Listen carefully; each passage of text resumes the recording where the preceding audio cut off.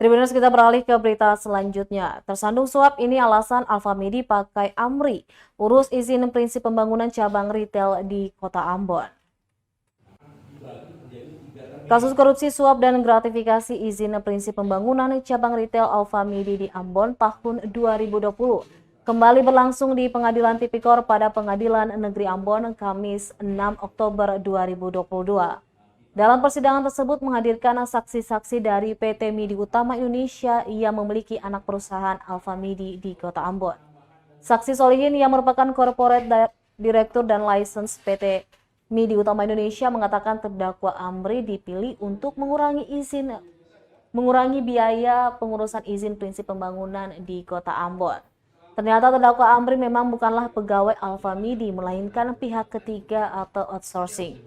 Kesaksian saksi Solihin juga senada dengan saksi Agus Toto Ganesha yang juga karyawan PT Midi Utama Indonesia dan Nandang Wibowo selaku license manager PT Midi Utama Indonesia cabang Ambon.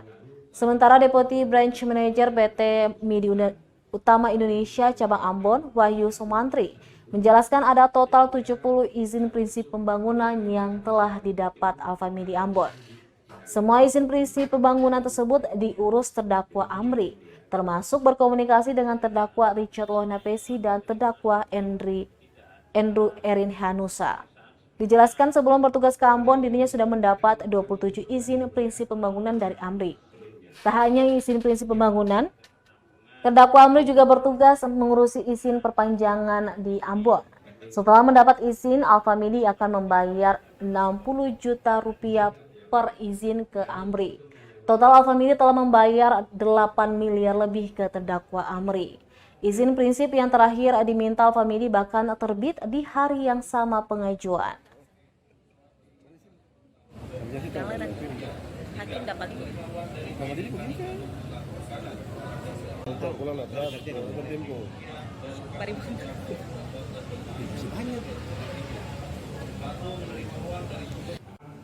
menjadi 3 termin.